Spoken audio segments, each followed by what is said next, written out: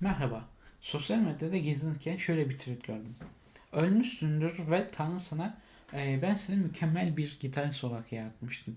Ama sen hiç gitar çalmayı denemedin. Biraz bunun üzerine düşündüm. Hepimizin de düşünmesi gerekir. Tanrı beni yaratmakla neyi kastetmiş olabilir demeliyiz. Ya da ya sürdürdüğüm yaşam, sürdürmem gereken yaşam değilse diye kendimize sormalıyız. Ee, Ama bu düşüncelerden uzak yaşıyoruz. Bunları düşünmeye vaktimiz olmuyor. Modern dünyada nasıl yaşıyorum diye düşünme yok. Moda var ve biz o modanın peşinden koşuyoruz. Başkası, toplum nasıl yaşıyorsa biz de o başkaları gibi yaşıyoruz. Peki bu başkaları neye göre yaşıyor? Kime örnek alıyor? Kime yol gösterir diye sanıyor. Bu sorunun cevabını aramak için 160 yıl geriye gidelim. Bir papazın oğlu olarak doğan Alman filozof Nietzsche 1882 yılında Tanrı öldü diyor.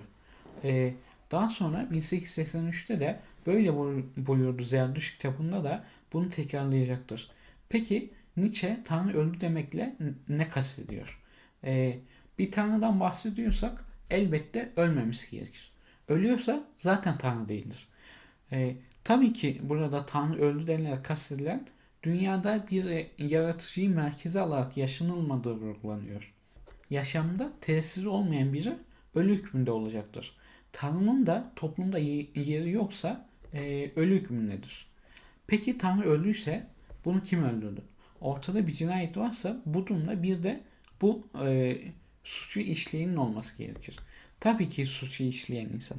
Hatta suçu işleyip boyundan büyük işe kalkışıp kendini Tanrı yerine geçirecek olan da insan olacaktır. Tanrısız bir dünyada kendini Tanrı yerine koyan insan bütün gayrimeşru işleri meşru haline getirmiş, kendine her şeyi mübah görmüştür. Çünkü inandığı bir değer yok. İnandığınız değerleri yok sayarsanız tek düşündüğünüz kendiniz olursunuz. Kendini düşünen insan her türlü kötülüğü yapmaya hakkı olduğunu düşünür. Gider Gazze'de milyonlarca masum insanı öldürür. Narin bedenleri öldürürken gözünü dahi kırpmaz. Benliği kendini ele geçirmiştir. Kendi egosunu, kibrini şişiren insan her geçen an bataklığa battığının farkına da varmaz. Peki böyle bir dünyada yaşayan insan her gün farklı bir kötülük gören, bu da olmaz denilen her şeyin olduğu dünyada nasıl akıl sağlığını kurur? Toplumun yapmadığını yapıp kendi üzerimize düşerek, yaşama bir anlam yükleyerek, inanç geliştirerek bu cendereden çıkabiliriz. Bu cendereden bedensel olarak çıkamasak da düşünce olarak çıkabiliriz.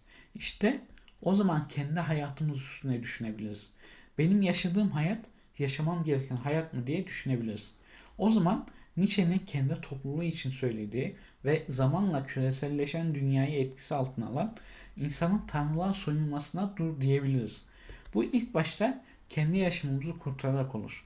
Olması gereken de insanın kendine dönmesi ve yaratılma amacım ne diye kendine sormasıdır. Biz ilk önce kendimizden, yaşayışımızdan sorumluyuz. Toplumda ise iyi ve kötünün savaşı devam edecektir. Bize düşen iyinin yanında yer almak, iyiliği beslemektir. İşte o zaman yeni pencereler, yeni dünyalara giriş yaparız ve farkına varamadığımız potansiyelimizi keşfetmeye başlarız.